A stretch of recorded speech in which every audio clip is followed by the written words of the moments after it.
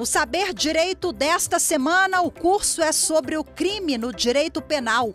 Durante as 5 aulas, o professor Davi Dunk vai abordar o intercrimes, o concurso de pessoas e de crimes, a dosimetria da pena e a pena privativa de liberdade. Já está no ar a aula 4.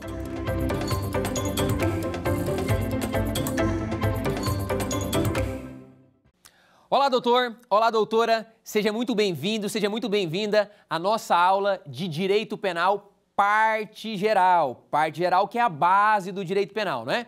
Nessa aula agora, nós vamos trabalhar uma matéria muito importante aí para a sua prova, para o seu concurso, para a sua vida de advocacia na prática. Para você que não me conhece, eu sou o professor Davi Dunk, sou professor de Direito Penal, Processo Penal, Legislação Penal Extravagante, né? Além de professor, também sou advogado criminalista e também autor de livro de Direito de Penal para concursos pela editora Juspódio, né? E nessa aula nessa aula, nós vamos trabalhar a matéria dosimetria da pena. Dosimetria da pena, que é uma matéria que muitos alunos têm pavor. Muitos alunos têm pavor, têm medo, correm dessa matéria porque acham muito difícil. Acham muito complicado, mas hoje eu quero simplificar essa matéria para você que está estudando para OAB, para concurso, para você advogado aí na sua advocatícia prática. Eu quero te ajudar a compreender essa matéria de uma forma objetiva, simples, mas com muito aprendizado. Beleza? Show? Ó, lembrando que nós já trabalhamos nas aulas anteriores matérias de suma importância. Já trabalhamos o intercrimes, o caminho do crime, já trabalhamos concurso de pessoas, concurso de crimes. Se você assistiu uma ou não assistiu nenhuma, ou não assistiu todas as aulas, eu já te peço, vá no canal aí da TV Justiça, Saber Direito, assista todas as aulas para que você possa dar continuidade a cada aula, porque elas são muito importantes, essas matérias estão interligadas e é muito importante que você assista todas as aulas, beleza? Só que agora vamos com tudo aí para a dosimetria da pena. Vamos lá, olha só. Primeira coisa, professor, o que é dosimetria da pena? O nome já fala tudo. Dosimetria da pena. O juiz vai dosar a pena, o juiz vai aplicar uma pena. Uma pena, obviamente, aqui privativa de liberdade. Olha, a dosimetria da pena, então, se verifica quando o juiz, depois, isso é na própria sentença, viu? Na própria sentença criminal. Uma vez que o juiz já reconheceu a autoria delitiva, a materialidade do crime, o juiz já reconheceu que o sujeito praticou um crime, o juiz condenou uma pessoa, o juiz já considerou a pessoa como culpada, já era. Nesse caso, o juiz tem que aplicar uma pena, o juiz tem que calcular qual que vai ser a pena aplicada para esse sujeito. E aí o juiz vai dosar a pena. E aí nós vamos entrar nesse processo dosimétrico da pena, o sistema da dosimetria da pena ou da aplicação da pena. Agora, tá, professor, como é que o juiz vai aplicar uma pena, professor? Como é que o juiz começa? Como é que o juiz termina? Como que funciona essa questão da dosimetria? Veja, é importante você saber que, independentemente da infração penal, independentemente do crime praticado, se foi um crime mais grave, se foi um crime que não foi tão grave, mais leve, pouco importa o crime praticado pelo réu. Se o réu praticou um crime que tem pena privativa, pena de reclusão, detenção, ou uma contravenção penal que tem pena de prisão simples, inclusive, uma observação, na próxima aula, já fica atento, porque aí nós vamos entrar nas penas privativas, reclusão, detenção, prisão simples, você precisa aprender isso. Então, olha só, não vou aprofundar nesse tema agora, eu quero só que você entenda a lógica aqui. Veja, quando uma pessoa, então, pratica um crime, seja que tenha pena de reclusão, detenção, enfim, essa pessoa vai pegar uma pena, ela vai pegar uma pena privativa de liberdade, uma pena que retira dela o direito de ir e vir, né? Uma pena pesada, pena privativa. Só que, como é que o juiz vai começar a aplicar essa pena, professor? Como é que o juiz começa? Como é que o juiz conclui? Como que funciona essa questão? Olha, a dosimetria da pena, essa matéria está prevista entre os artigos 59 a 68 do Código Penal. 59 a 68 do Código Penal. E lá no artigo 68 do Código Penal, traz de forma objetiva, como é que o juiz ele vai aplicar uma pena. E o artigo 68, né? O sistema consagrado aí por Nelson Hungria é o sistema trifásico. O sistema de aplicação de pena é o sistema trifásico. Como assim sistema trifásico? Deixa eu te explicar. Independentemente do crime praticado pelo réu, independentemente do crime, se tem pena privativa, o juiz ele vai passar por 3 fases. Então, lembre disso, anota isso no seu caderno, no seu material. Toda vez que o réu pratica um crime, o juiz ele vai passar por 3 fases. O juiz condenou o réu, o juiz vai aplicar por 3. Então veja, o juiz para chegar lá na pena final, naquela pena, 10 anos, 5 anos, 2 anos, 1 ano, 20 anos, 30, enfim, o juiz para chegar naquela pena definitiva, naquela pena final, o juiz vai passar por quantas fases? 3. Por isso fala-se que o Código Penal adotou o sistema ou critério trifásico, porque toda vez que o juiz quer aplicar uma pena, ele obrigatoriamente, ele tem que passar por quantas fases? 3. 3 fases, conforme preceitua o artigo 68 do Código Penal. Quais são essas fases, professor? Vamos lá. Olha só, eu vou citar aqui essas fases. Nesse momento agora, eu vou citar para você essas fases, mas nós vamos aprofundar em cada uma delas para você aprender aí esse processo dosimétrico. Olha, na primeira fase da dosimetria da pena, na primeira fase, o juiz ele vai aplicar a chamada pena base. A pena base, o que é a pena base? Aquela pena que está começando, a pena inicial, pena base. Nessa primeira fase, o juiz vai analisar 8 circunstâncias judiciais. 8 circunstâncias judiciais que eu vou explicar já já para você. Então, na primeira fase, o juiz vai abrir lá no artigo 59 do Código Penal, ele vai analisar 8 circunstâncias judiciais para aplicar a chamada pena base, beleza? Depois da primeira fase, o juiz ele vai para a segunda fase. Na segunda fase, o juiz ele vai analisar as circunstâncias agravantes e as circunstâncias atenuantes, previstas nos artigos 65 e 66 do Código Penal. Aqui ele vai aplicar a pena intermediária.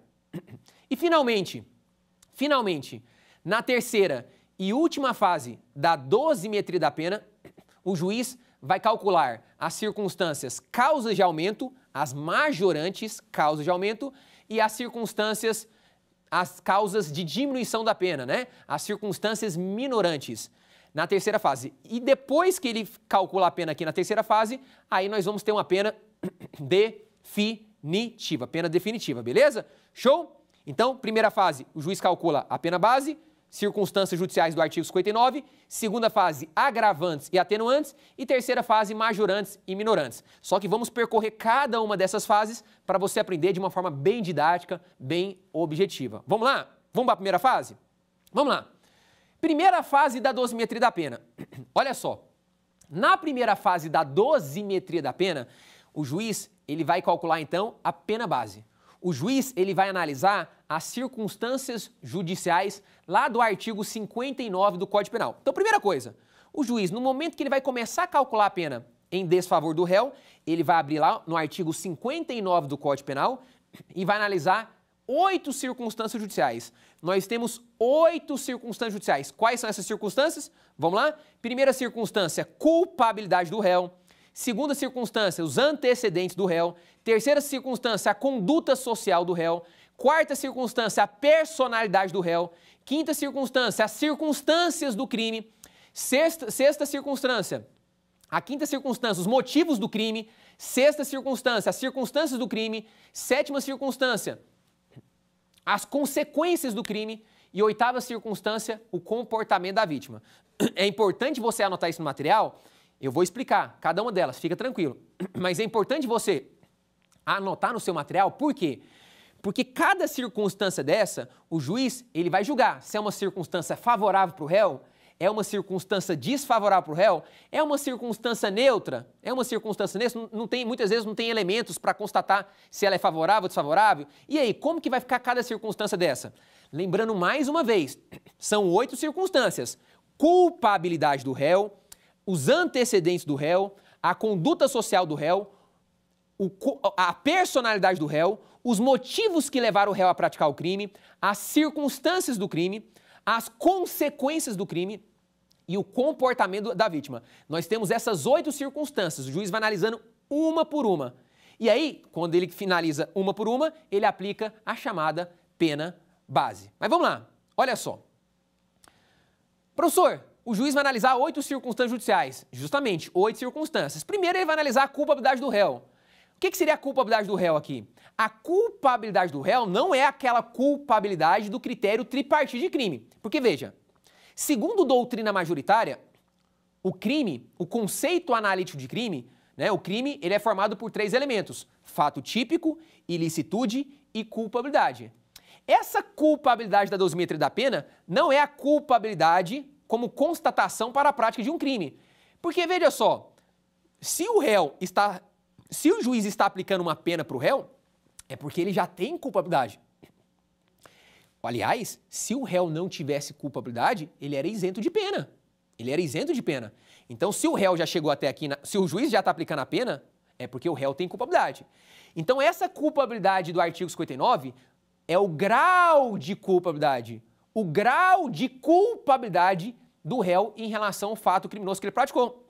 Por exemplo, veja, um policial que pratica um crime na rua e um cidadão não policial que praticou um crime na rua, veja, o grau de reprovação, o grau de culpabilidade, isto é, o grau de reprovabilidade para aquele policial é muito maior do que para uma pessoa que não é policial. Justamente porque ele é policial e deveria estar combatendo os crimes, mas pelo contrário está praticando crimes.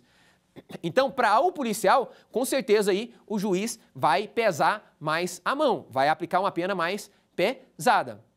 Agora, professor, só um detalhe, diga, para cada circunstância judicial dessa, como é que o juiz vai aplicar a pena?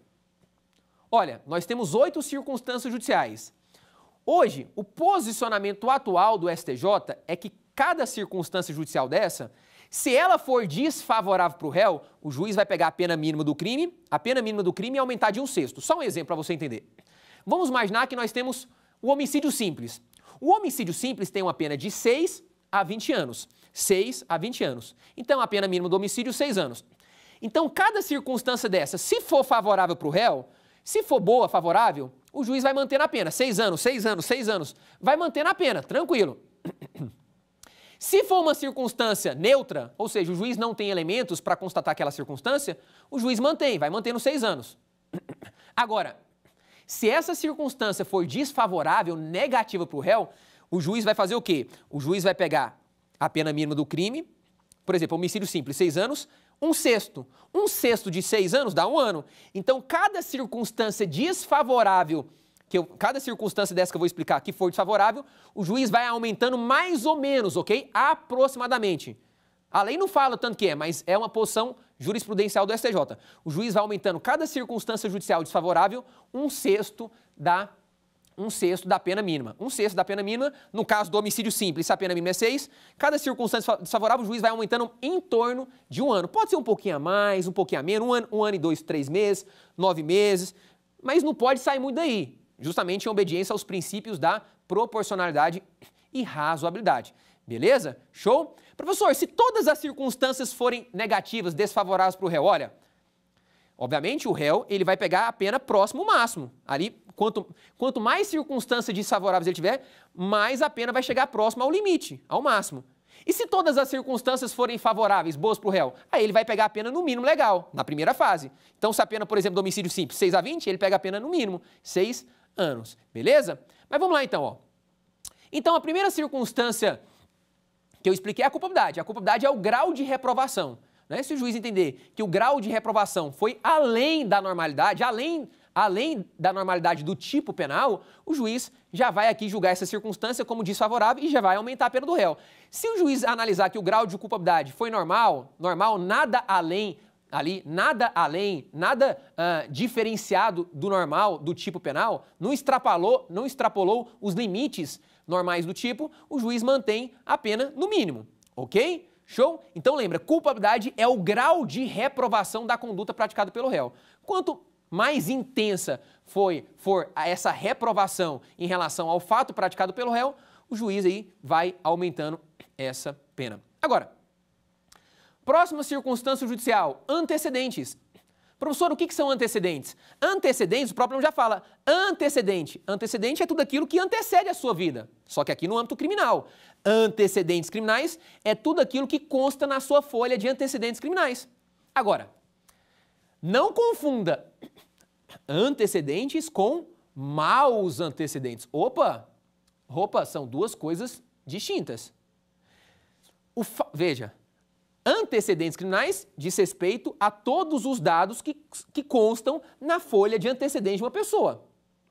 Agora, maus antecedentes, aí já é uma outra história. O que são maus antecedentes? Maus antecedentes, para eu falar que o réu ele é portador de maus antecedentes, ele já tem que ter sido o quê? Condenado por um fato anterior, um fato praticado anteriormente, e ele foi condenado criminalmente com trânsito em julgado.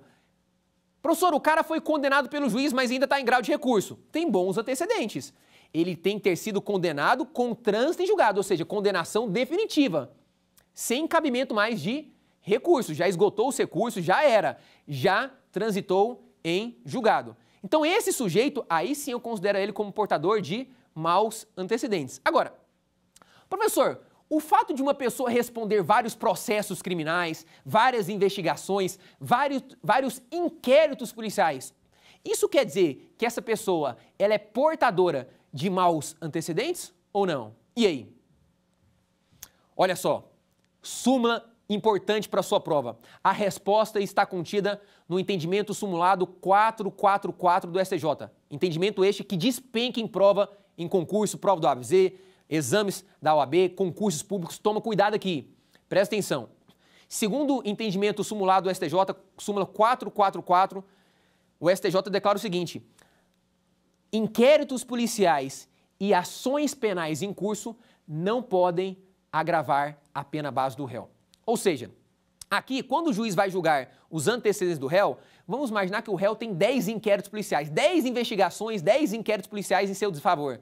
E ele já tem várias, ele tem várias ações penais, vários processos criminais em seu desfavor, vários processos criminais por vários crimes.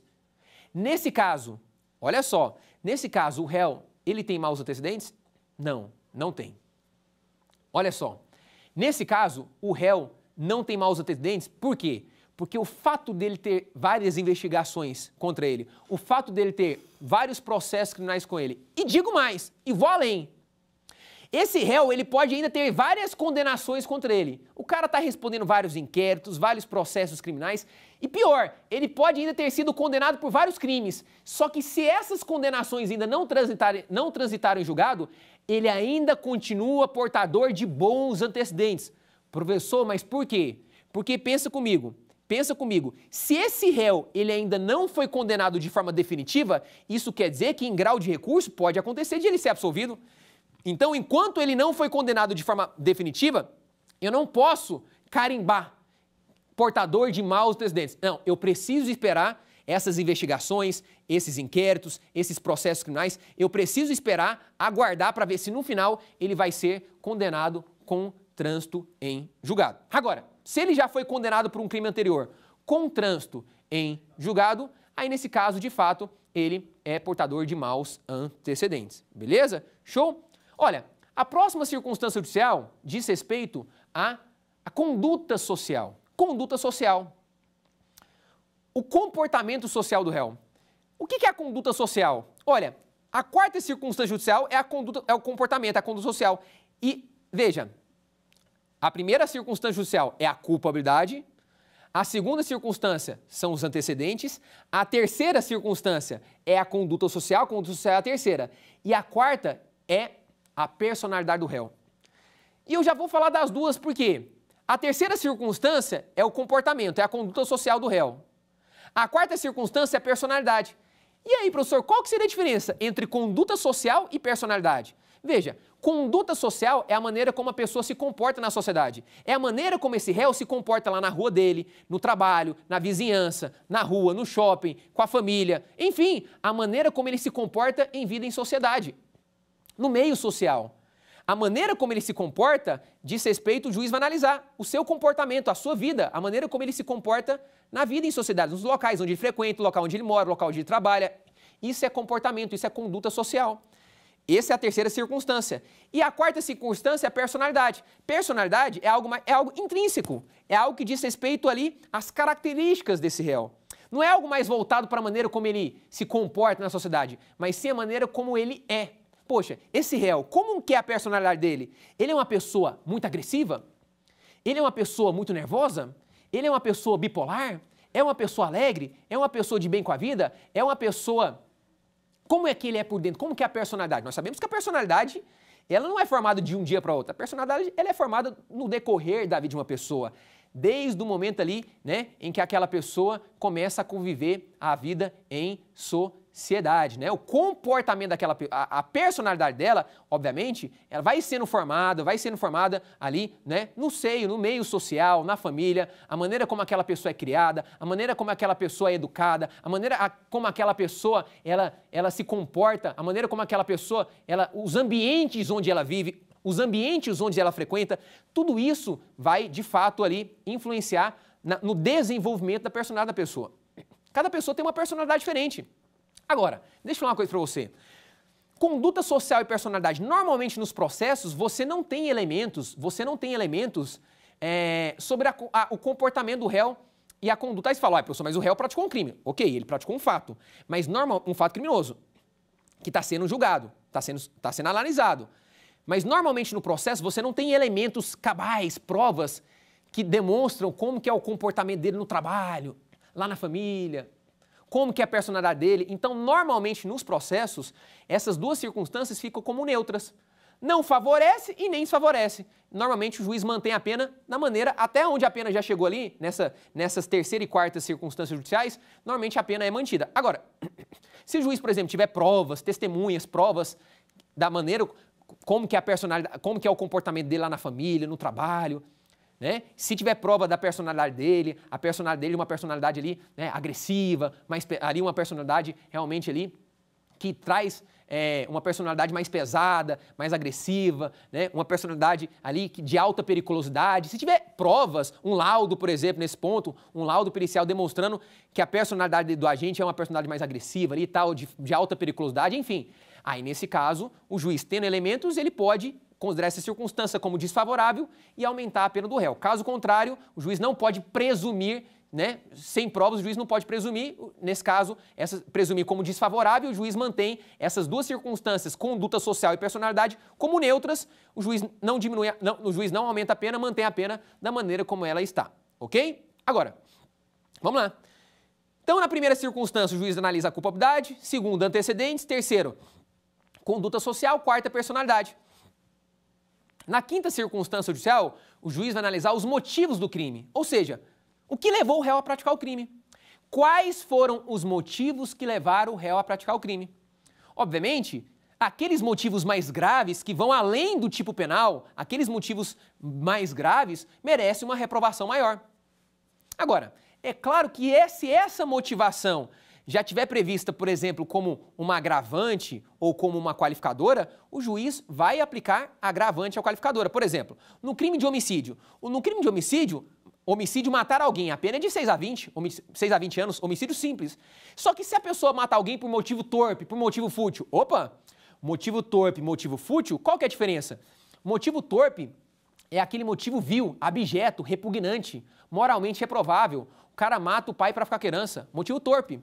O que é motivo fútil? Motivo fútil é aquele motivo de pouca importância, motivo fútil motivo insignificante. Poxa, o cara matou por pouca coisa. Poxa, o cara pisou sem querer no pé da pessoa, o cara matou. O cara mudou de canal, matou. O garçom serviu bebida quente, o cara matou, não aceitou. Veja, é motivo fútil. Quando o motivo ele já é uma qualificadora do crime, nesse caso o juiz já vai aplicar essa motivação lá como uma qualificadora. E aqui, na circunstância, ele não vai aumentar de novo. Porque a qualificadora do homicídio, nesse caso, o homicídio simples é de 6 a 20, o homicídio qualificado por motivo fútil ou torpe já vai para 12 a 30. Ele já vai pegar uma pena mais pesada, porque o motivo fútil ou o motivo torpe já está dentro do homicídio qualificado com uma pena mais pesada. Aí aqui na motivação o juiz não vai aumentar novamente. Ela fica desconsiderada, né? O juiz deixa de julgar essa circunstância, não aqui no artigo 59. Ele vai julgar lá, né, dentro do homicídio qualificado. Agora, se essa motivação ela não estiver prevista como uma qualificadora de um crime ou como uma agravante, que já nós vamos falar, aí, se ela for uma motivação mais pesada, que o juiz entenda que foi muito grave, além do tipo, uma motivação bem intensa, bem pesada, grave, o juiz, nesse caso, o que ele vai fazer? Ele vai pegar e vai aumentar a pena do réu, beleza? Olha, depois da motivação, o juiz vai analisar as circunstâncias do crime. Professor, o que são circunstâncias do crime? Olha, circunstâncias do crime diz respeito ao local onde o réu praticou o crime, a maneira como o réu praticou o crime, os instrumentos que ele utilizou para praticar o crime, ou seja, são as circunstâncias do crime. Obviamente, quanto mais grave essas circunstâncias, mais pesada vai ser a pena do réu. Poxa, Imagine, o sujeito, ele pratica um homicídio, numa praça ali, uma praça pública, está cheio de crianças, bebês, crianças, e ele mata uma pessoa naquela circunstância. Veja, muito grave a circunstância. Poxa, ele não só, além de estar matando a pessoa, ele está fazendo com que crianças, muitas vezes ficam com traumas, crianças têm um desprazer de ver uma pessoa sendo morta na frente delas. Olha que circunstância grave. Olha que circunstância, a maneira como o sujeito mata a vítima, a maneira como a pessoa pratica um roubo, um furto, um estupro, um sequestro, quanto mais grave foi a circunstância, quanto mais grave, mais pesado foi essa circunstância que o juiz entender, o juiz vai aumentando a pena do réu, beleza? Agora, se forem circunstâncias normais, inerentes ao tipo, o juiz não aumenta. Agora, se forem circunstâncias graves que vão além, que extrapolam as circunstâncias normais do tipo penal, o juiz, ele aumenta aí mais a pena do réu, beleza? Olha, depois da circunstância, o juiz vai analisar as consequências do crime. Ou seja, as consequências que a prática do crime provocou para a sociedade, para a vítima.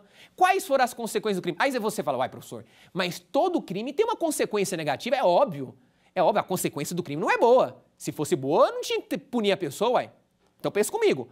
As consequências do crime são consequências maléficas, são consequências negativas para a sociedade, para a vítima, para as pessoas em geral. Agora, existem consequências que extrapolam, que vão além do crime, que vão além do tipo penal. Veja, obviamente, quando o juiz ele vai fundamentar um aumento de pena aqui, o juiz tem que fundamentar em consequências que extrapolam o tipo, não consequências inerentes ao tipo. Por exemplo, o juiz não pode falar assim, olha, aqui nas consequências, aumento a pena do réu, por quê? Ele matou lá o fulano, ele matou determinada pessoa e a família ficou em luto. Veja, a família chorou, ficou em luto. Gente, isso já é uma própria consequência do homicídio. Pelo menos é o que se espera. Alguém da família morreu ali, né? A família fica em luto. Muitas pessoas vão chorar, as pessoas ficam em luto, ficam tristes. Isso já é uma consequência. Não é à toa que o crime de homicídio é mais grave que o crime de furto, porque a consequência do homicídio é mais grave.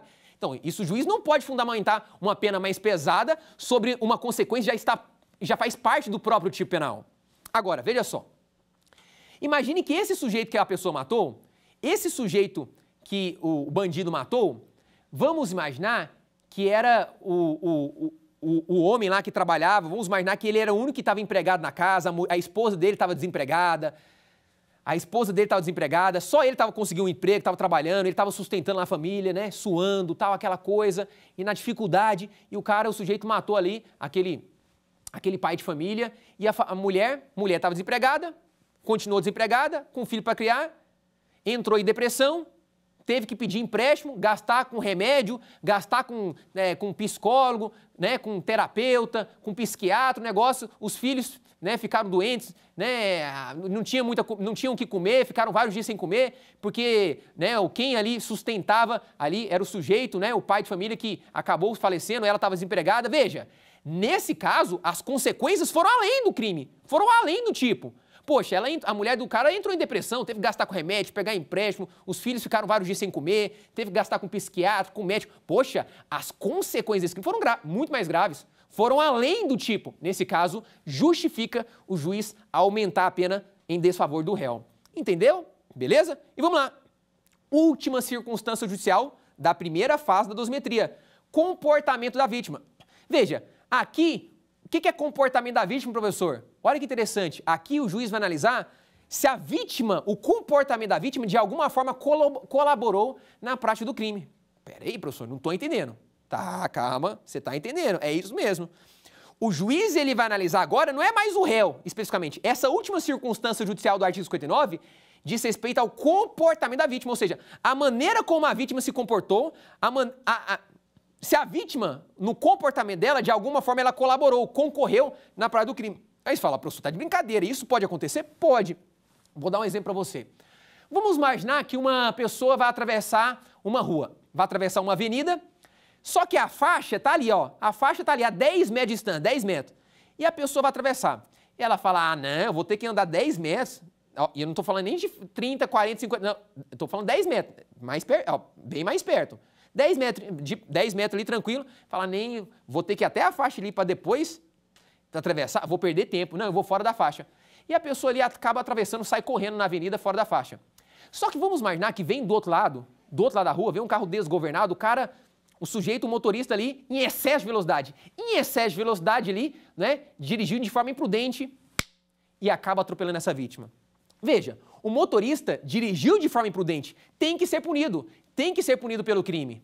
Só que essa vítima, de alguma forma, ela colaborou? Sim. De alguma forma, ela colaborou, ela concorreu, de alguma forma, ela contribuiu para o evento? Sim, quando ela poderia ter, muitas vezes, estar lá na faixa, ter esperado, podia estar mais tranquilo. Isso não quer dizer que não poderia evitar, poderia acontecer na faixa, também pode, é claro. Mas o que eu quero que você entenda é que o fato dela ter atravessado aí fora da faixa, de alguma forma, isso, na cabeça do juiz, o juiz pode considerar que, de alguma forma, ela concorreu. Veja, isso não quer dizer que o sujeito não vai responder pelo crime. Não. Se o sujeito estava dirigindo de forma imprudente, né, ele vai responder, pelo menos, na forma culposa pelo crime. Só que, nesse caso, como se o juiz entender que a vítima, de alguma forma, contribuiu ao atravessar fora da faixa, esse sujeito pode ter a pena diminuída. Olha que interessante, essa é a única circunstância judicial que o juiz pode diminuir a pena. Se a vítima não tiver contribuído, se o juiz entender que a vítima não contribuiu, ele mantém a pena. Aqui ele não aumenta, aqui ele mantém. Ou ele mantém a pena, ou se ele entender que a vítima de alguma forma contribuiu para o resultado criminoso, o juiz aqui pode abaixar a pena do réu. Beleza? Ficou claro para você? Então, nessa primeira fase, o juiz vai analisar essas 8 circunstâncias judiciais. Vamos relembrar? Culpabilidade do réu, antecedentes, conduta social, personalidade, motivos do crime, circunstâncias do crime, consequências do crime e comportamento da vítima. Nessa primeira fase, então, uma vez que ele analisou as 8 circunstâncias judiciais, ele vai aplicar a pena base. Aquela pena base, a pena que está começando, a pena inicial. Nessa primeira fase, o juiz não pode ultrapassar os limites mínimo e máximo. Ele não pode aplicar a pena acima do máximo legal e também não pode aplicar a pena abaixo do mínimo legal. Show? E uma vez que o juiz calculou a pena base, agora nós vamos para a segunda e terceira fases, um pouco mais sábio, mais tranquilo. Segunda fase. E agora, professor? Segunda fase da dosimetria, o que vai acontecer? Uma vez que o juiz já aplicou a pena base na primeira fase, agora na segunda fase, o juiz vai analisar as circunstâncias agravantes e as circunstâncias atenuantes. O nome já fala tudo. Professor, o que são agravantes, o que são atenuantes? Simples, agravantes são circunstâncias que vão aumentar a pena do réu, são circunstâncias que vão agravar, fácil. Onde que estão as agravantes? As agravantes estão previstas lá nos artigos 61 e 62 do Código Penal. Se você abrir o seu código aí, artigo 61 e 62, você vai ver que nós temos várias agravantes, artigos 61 e 62. Quando a pessoa pratica o crime por motivo torpe, motivo fútil, quando a pessoa é reincidente, né? Quando a pessoa pratica o crime ali contra ascendente, descendente, irmão, cônjuge, enfim, nós temos várias agravantes, artigos 61 e 62 do Código Penal. Professor, qual que é a mais cobrada em prova da OAB, em prova de concurso público? Com certeza, reincidência. A reincidência. O réu, quando ele é reincidente, é, de fato, a circunstância mais recorrente. Veja, professor, quando é que eu posso considerar o réu como reincidente? Olha, se você abrir lá no artigo 63 do Código Penal, lá conceitua, lá declara quando o réu ele é reincidente. Quando é, professor?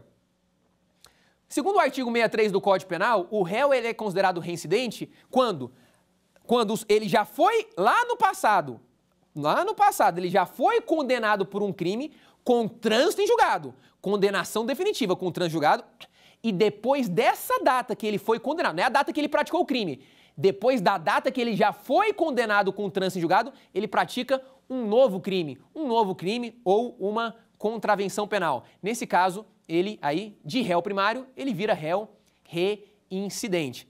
Tá, professor, mas o réu reincidente, ele pode voltar a ser primário? Pode ou não pode? E aí? Olha que pergunta, hein? Importante. Segundo o artigo 64 do Código Penal, sim, o réu reincidente pode voltar a ser primário. Quando, professor? Depois de 5 anos. Claro, passados 5 anos do cumprimento da pena ou da extinção da pena, depois que já extinguiu a pena ou ele já cumpriu toda a pena, cumpriu a pena, foi para a rua, passaram mais de 5 anos, ele não cometeu mais nenhum crime, ele volta a ser réu primário, né? Aqui nós chamamos esse período de período depurador. Período depurador é esse período de 5 anos. Passaram mais de 5 anos do cumprimento da extinção da pena, ele não praticou mais nenhum crime, de réu reincidente, ele volta a ser réu primário. Beleza? Show? Agora, vem comigo.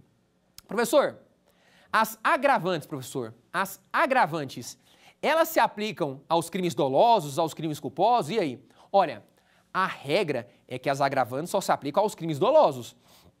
E, obviamente, as agravantes têm que ter previsão. Eu não posso aplicar uma... Veja, a agravante aumenta a pena do réu. Então, eu não posso aplicar uma agravante que não esteja prevista taxativamente em lei. Por quê? Porque é uma circunstância que aumenta, que piora, que agrava a situação do réu. Então, para o réu ter a pena aumentada, agravada, tem que ser alguma dessas agravantes previstas nos artigos 61 e 62 do Código Penal. Agora, as agravantes só se aplicam aos crimes dolosos? Como regra, sim. Como regra geral, as agravantes não se aplicam a crimes culposos, só se aplicam àqueles crimes dolosos, ou seja, aqueles crimes que a gente tem a intenção ou assume o risco de praticar. Agora, nós temos uma única exceção, na reincidência. Olha, na agravante da reincidência, a reincidência é uma agravante, que é aplicada na segunda fase da dosimetria. A reincidência, ela pode ser culposa, pode ser em crime doloso ou culposo. Olha que interessante. Uma pessoa, vamos imaginar que uma pessoa praticou um crime de lesão corporal culposa. Lesão corporal culposa, foi condenada com transjugado. E depois dessa data, ela praticou um novo crime culposo, que pode ser igual ou não. Para ser reincidente não precisa ser o mesmo crime, pode ser o mesmo ou não. E no futuro ela pratica um novo crime culposo. Veja, ela é reincidente em crime culposo, só que é reincidente, vai ter a pena agravada. Então, olha que interessante, as agravantes previstas nos artigos 61 e 62 do Código Penal se aplicam aos crimes dolosos, essa é a regra. Mas também se aplica ao crime culposo quando diz respeito à reincidência. A reincidência pode acontecer entre crimes dolosos, entre crimes culposos, entre crime doloso e culposo. Pouco importa se o cara praticou um crime doloso ou culposo. O importante é que ele já tenha sido condenado anteriormente com trânsito em julgado pelo crime e depois, no futuro, ele praticou um novo crime ou uma contravenção penal, beleza? E só uma observação importante para a sua prova. Olha só, crime mais crime gera reincidência? Sim. Crime mais contravenção gera reincidência? Sim. Contravenção mais contravenção penal gera reincidência? Sim. A única circunstância, por lei, que não gera reincidência, segundo o Código Penal e a Lei de Contravenção Penal, é o contrário, a contravenção em crime. Por quê? Por falta de previsão legal. Anota em seu caderno. Veja, contravenção e crime não gera reincidência, porque não tem previsão legal. Deveria gerar, mas por lei não gera. Então, se uma pessoa, por exemplo, praticou jogo do bicho, que é uma contravenção penal, foi condenado com trânsito em julgado e no futuro praticou um homicídio, um crime, não gera reincidência. Lembre isso na sua prova. Contravenção, lembra? Infração de menor potencial. Contravenção mais crime não gera reincidência. Agora, os demais geram. Crime mais crime, contravenção mais contravenção e crime mais contravenção gera reincidência. Beleza? Show? Um detalhe importante para a sua prova. Contravenção e contravenção gera reincidência? Gera, desde que praticado no Brasil, viu? Contravenção penal fora, contravenção penal no Brasil, duas contravenções. A pessoa praticou uma contravenção no Brasil, foi condenada com transjugado e depois praticou uma contravenção, gera reincidência. Agora, se for contravenção fora do Brasil e depois no Brasil, não gera. Então, lembra disso. Contravenção e contravenção no Brasil gera reincidência. Contravenção fora do Brasil e depois dentro do Brasil não gera reincidência. Beleza? Show? Detalhe importante, mais um para a sua prova. Professor, lá no artigo 64 do Código Penal, declara que para fins de reincidência, não se consideram os crimes militares próprios e os crimes políticos. Toma cuidado. Então, para o Código Penal, para fins de reincidência, não se consideram os crimes militares próprios e os crimes políticos. Crimes militares próprios são aqueles crimes que só podem ser praticados por militares, né? Que estão ali previstos no Código Penal. Nós temos vários crimes no Código Penal Militar, deserção, montim, enfim, crimes que só podem ser praticados por militares.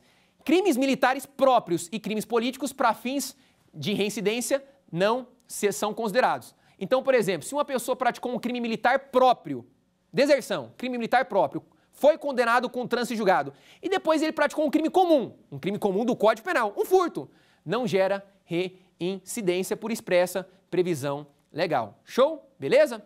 Vem comigo. Então, as agravantes são essas situações são as circunstâncias que vão aumentar a pena do réu, não pode passar do máximo. Professor, e as atenuantes?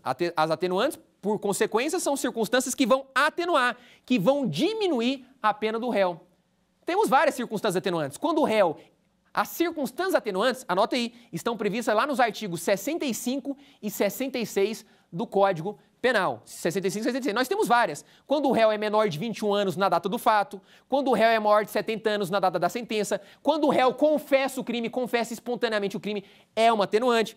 Por isso que não é à toa na prática, muitos advogados ali orientam os seus clientes a confessarem. Por quê? Em muitos casos que ele já sabe que o seu cliente vai ser condenado, ele orienta o seu cliente a confessar o crime, porque o juiz ali, fundamentando também, né, nas provas, né, também na confissão, dentre outras, o juiz ali vai diminuir a pena do réu.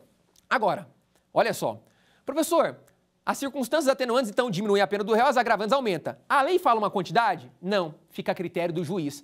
A lei, se você abrir nos artigos 61 e 62, agravantes, 65 e 66 atenuantes, a lei fala, são circunstâncias que sempre agravam, são circunstâncias que sempre atenuam a pena, só que a lei não traz uma quantidade. Isso fica a critério do juiz.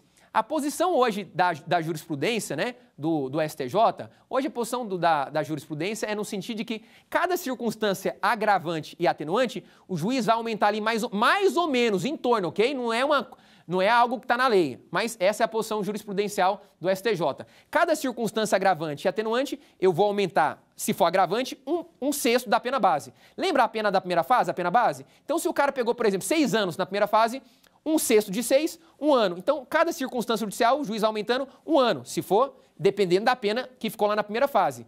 1/6 da pena base para agravar, 1/6 da pena base para diminuir. Professor, eu posso compensar circunstâncias agravantes com atenuantes? Olha, a regra é que as circunstâncias agravantes e atenuantes se compensam. Então, se o réu tem 2 circunstâncias agravantes e 2 circunstâncias atenuantes, o juiz pode compensar, sim. É claro que nós temos algumas circunstâncias que têm um maior peso, um maior valor, né? Quais são? Olha, segundo o artigo 67 do Código Penal, existem algumas circunstâncias que têm um maior peso, um maior valor, que são aquelas circunstâncias que dizem respeito à personalidade do réu, aos motivos que levaram o réu a praticar o crime e à reincidência. Então, toda circunstância atenuante ou agravante que diga respeito à personalidade do réu, aos motivos que levaram o réu a praticar o crime ou à reincidência, vão ter um peso maior para o juiz, seja para o juiz agravar ou diminuir a pena, beleza? E último detalhe, na segunda fase, vem comigo. Professor, na segunda fase, o juiz pode aplicar, vamos imaginar que o réu tem várias agravantes, o juiz pode aplicar a pena acima do malaço legal? Não. Chegou no máximo, na pena máxima do crime, o juiz, ele reconhece a agravante, mas ele deixa de aplicar, porque a pena não pode ultrapassar a pena máxima. E se o réu tiver várias atenuantes? O juiz vai diminuindo. Chegou no mínimo, mesmo que tenha mais, o juiz não pode aplicar a pena abaixo aquém do mínimo legal. Súmula 231 do STJ, súmula que despenca em prova, em concurso, importante ir para o seu aprendizado. Então lembra, tanto na primeira fase da dosimetria como na segunda fase da dosimetria, o juiz não pode ultrapassar a pena máxima e também não pode aplicar a pena abaixo do mínimo legal. Essa súmula que eu falei para você é a súmula 231 do STJ. Segundo o entendimento do STJ, então, o juiz não pode aplicar, o juiz nas atenuantes, ele vai diminuindo a pena do réu, vai diminuindo. Chegou no mínimo, ele não pode aplicar a pena abaixo do mínimo legal e também, se tiver várias agravantes, chegou no máximo, ele não pode ultrapassar a pena máxima legal. Agora, na terceira fase, vem comigo. Na terceira fase, nós temos a última fase da dosimetria da pena. A terceira fase é a última fase da dosimetria. Na terceira fase, o juiz vai analisar as circunstâncias majorantes e minorantes. Ah, e só um detalhe, viu? Lá na segunda fase, eu falei para você que as agravantes e as circunstâncias agravantes precisam ser taxativas. Eu não posso aplicar uma circunstância agravante que não esteja prevista em lei, diferentemente das atenuantes. Olha que interessante, se você abrir lá no artigo 66 do Código Penal, lá nós temos as chamadas, a doutrina chama essas atenuantes de atenuantes inominadas. Atenuantes inominadas. Olha que interessante, o juiz, ele pode atenuar, ele pode diminuir a pena do réu por alguma circunstância que o juiz entenda ser relevante, importante, que ocorreu antes ou depois do crime, mesmo que não esteja prevista expressamente em lei. Então, enquanto as agravantes são circunstâncias taxativas, precisam estar taxativamente em lei, por quê? Porque elas agravam a pena do réu. Eu não posso, obviamente, agravar a pena do réu se não está previsto em lei. As atenuantes são ao contrário. Nós temos várias circunstâncias atenuantes lá no artigo 65 do Código Penal, mas no artigo 66 do Código Penal nós temos as atenuantes inominadas, ou seja, aquelas que não estão explicitamente previstas em lei. O legislador falou o seguinte, olha, o juiz, ele ainda, se o juiz quiser, além das atenuantes do artigo 65, ele ainda pode considerar, ele pode aplicar atenuantes que não estão na lei, que ele ache, que ele considere como circunstâncias relevantes. Circunstâncias relevantes que ocorreram de forma anterior ou posteriormente ao crime. Então lembre que as atenuantes, elas são exemplificativas, elas não são taxativas. O juiz pode diminuir a pena do réu por alguma circunstância relevante, importante que aconteceu na vida do réu ali, né, mesmo que não esteja previsto em lei. Por exemplo, o sujeito praticou o crime de tráfico de drogas, praticou tráfico, foi condenado pelo tráfico, mas vamos imaginar que durante o processo de tráfico, esse sujeito, ele muda de vida. Vamos imaginar que ele, por exemplo, ele teve um encontro com Deus, o sujeito é um sujeito de muita fé, ele se converteu, ele pediu perdão, se arrependeu de tudo aquilo que ele fez, vai ser punido, ele praticou o crime e vai ser punido. Mas no coração dele ele se arrependeu, teve um encontro com Deus, a vida dele foi transformada, ele falou assim, tudo que eu fiz de ruim agora, eu vou converter em bem. Pratiquei o tráfico, agora eu vou ajudar pessoas carentes, pessoas da comunidade, vou falar dos malefícios das drogas, que o tráfico traz, né, que acaba com a vida da pessoa, acaba com a família, acaba não sei mais o que, ele começa a dar palestra, começa a ajudar as pessoas da comunidade. Veja, isso não afasta o crime, ele praticou o crime. Só que nesse caso nós temos uma circunstância posterior ao crime, que é uma circunstância relevante e importante que não está na lei. Mas o juiz pode considerá-la como um atenuante por ser uma circunstância relevante para a vida dele, para a vida em sociedade, que merece uma reprovação diminuída, a pena diminuída. Isso é uma circunstância, é uma atenuante inominada, prevista no artigo 66 do Código Penal. Show? E aí, voltando, para a gente concluir, vem aqui, majorantes e minorantes. Majorantes e minorantes. Na terceira e última fase da dosimetria da pena, o juiz vai considerar as circunstâncias majorantes e minorantes. Professor, o que são majorantes? O que são circunstâncias minorantes? Veja, da mesma forma que agravante, majorante é uma circunstância que aumenta a pena do réu. Da mesma forma que atenuante, minorante é uma circunstância que diminui a pena do réu. Só que tem uma coisa, olha só, nas majorantes e nas minorantes, diferentemente das agravantes e das atenuantes, as majorantes e as minorantes têm uma quantidade prevista em lei. Lembra que eu falei para você que o legislador, ele não trouxe em lei, lá nas agravantes e nas atenuantes, o legislador não trouxe uma quantidade. A jurisprudência fala 1/6 para agravar e para diminuir da pena base. Mas não tem uma quantidade. O juiz, ele não é obrigado a seguir esse 1/6. Ele pode ali navegar, né, nesse patamar um pouco mais, um pouco para menos, um pouco para mais. Não tem previsão. Veja, então, lá nas agravantes, a lei não traz uma quantidade, que aumenta e diminui. Fica a critério do juiz, do magistrado. Aqui não. Aqui na terceira fase da dosimetria, as majorantes são causas de aumento que têm uma previsão de quantidade em lei.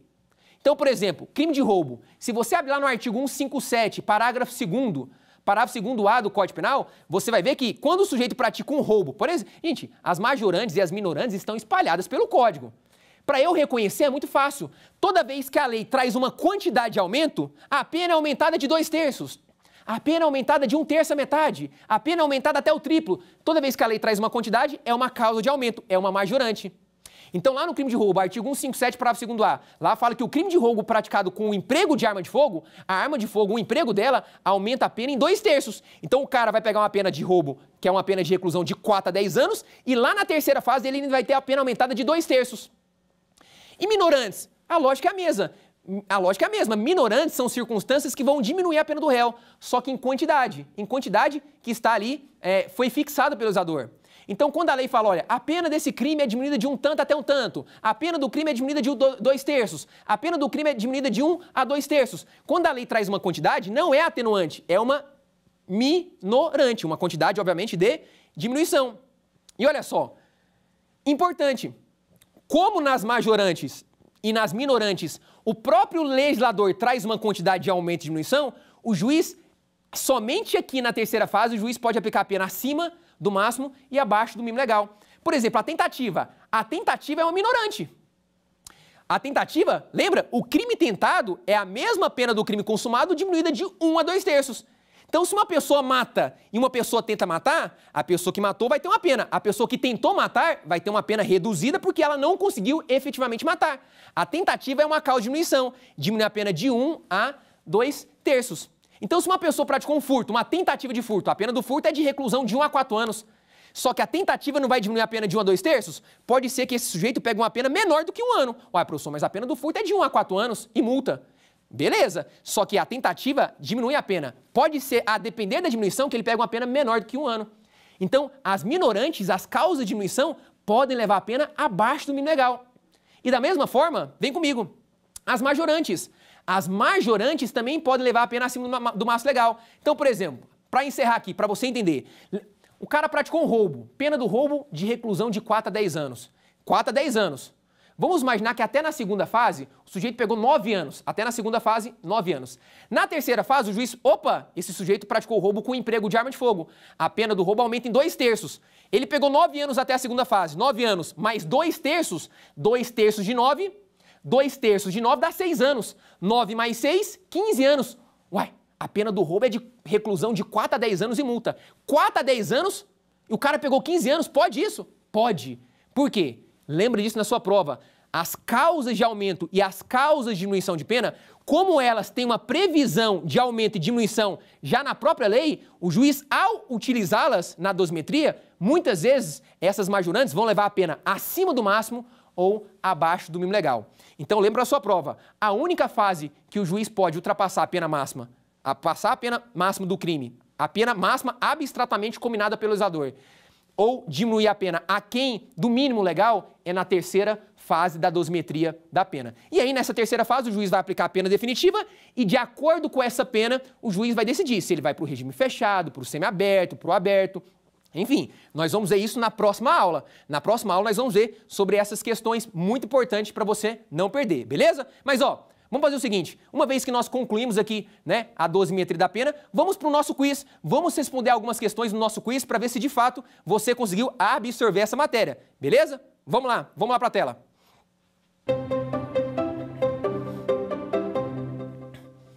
Primeira questão fala o seguinte, de acordo com as regras do Código Penal relativas à aplicação de pena, a circunstância judicial referente ao conjunto de ações, que compõem o comportamento do agente em diversos âmbitos, tais como na família, na sociedade e no trabalho, corresponde a aos antecedentes penais do agente, b, a personalidade do agente, c, a culpabilidade do agente e d, a conduta social do agente. E aí? Qual você marcou? Olha, o gabarito dessa questão é a letra D. Letra D. Lembra? Eu te expliquei. A maneira como o sujeito se comporta na sociedade, no trabalho, na família, na vizinhança, enfim, na vida em sociedade, diz respeito à sua conduta social, o seu comportamento, a sua conduta social. Terceira circunstância judicial, lá do artigo 59, gabarito, resposta, letra D. Beleza? Vamos lá para a próxima questão? Vamos lá para a tela. Questão 2. No que diz respeito à aplicação da pena privativa de liberdade, marca a alternativa correta. A. Na primeira fase de aplicação da pena, o juiz examina as circunstâncias judiciais do artigo 59, situação em que a pena base pode ultrapassar o limite máximo legal. B. Na segunda fase da aplicação da pena, o juiz examina as circunstâncias atenuantes e agravantes, situação em que a pena pode ultrapassar o limite máximo legal. C. No cálculo da pena da primeira fase, no cálculo da pena base, na primeira fase de aplicação da pena, segundo o entendimento do STJ, o juiz pode utilizar inquéritos policiais e ações penais em curso para agravar a pena base do réu. E letra D. Na terceira fase de aplicação da pena, o juiz examina as causas de aumento e diminuição da pena, situação em que somente nesta fase a pena definitiva pode ultrapassar o máximo legal. E aí? O que você marcou? Qual que é o gabarito dessa questão? Olha, se você marcou aqui a letra D, parabéns, você acertou. Por que as outras estão erradas? Veja, a letra A e a letra B falam que na primeira e na segunda fase o juiz pode ultrapassar. Não pode. A única fase da dosimetria da pena que o juiz pode aplicar a pena acima e abaixo do mínimo legal é na terceira fase. E a letra C fala que o juiz pode utilizar inquéritos, ações penais em cursos para agravar a pena base do réu.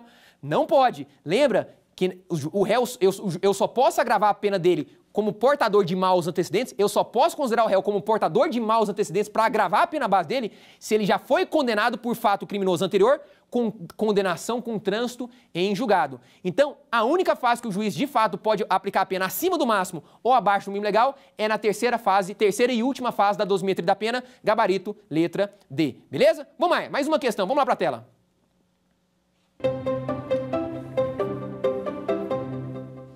Assinale a opção correta quanto à fixação da pena. Na segunda etapa da dosimetria da pena, o juiz não pode reduzir a pena em razão de circunstância relevante anterior ou posterior ao crime, visto que tal possibilidade não está prevista expressamente em lei. B. O Código Penal, o CP, adotou o sistema trifásico de fixação da pena, segundo o qual o juiz fixa a pena base, considera em seguida as circunstâncias agravantes e atenuantes e, por último, as causas de aumento e diminuição da pena. C. Será reincidente o réu que possui condenação por crime anterior, ainda que esta não tenha transitado em julgado. E D. Na terceira fase da dosimetria da pena, o juiz jamais poderá aplicar a pena acima do máximo legal ou abaixo do mínimo legal. E aí? Qual você marcou? O gabarito dessa questão, letra B. Letra B. Professor, e por que a letra B?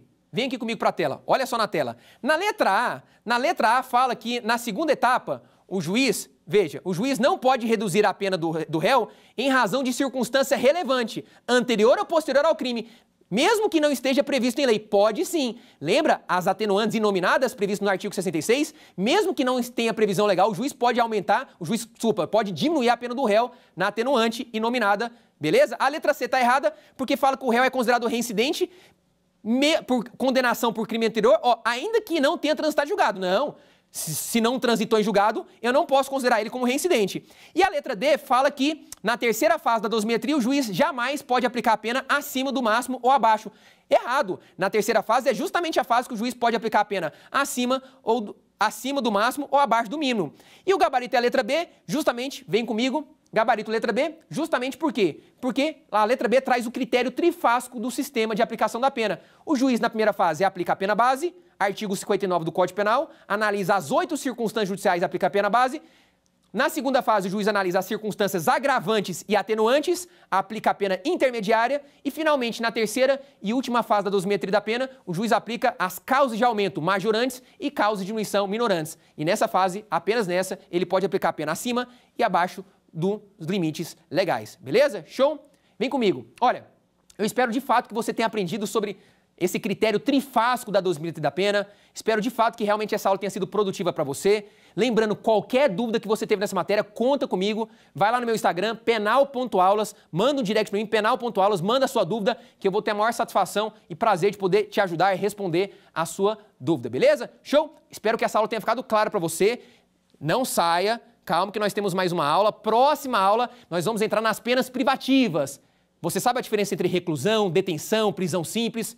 Essa matéria despenca em prova, matéria importante, e eu já te espero na próxima aula. Valeu, tamo junto. Quer dar alguma sugestão de tema para os cursos do Saber Direito? Mande um e-mail para a gente, saberdireito@stf.jus.br, ou entre em contato pelo WhatsApp. O número é esse que aparece na sua tela. Você também pode estudar pela internet. Acesse o nosso site tvjustiça.jus.br ou pode rever as aulas no canal do YouTube TV Justiça Oficial.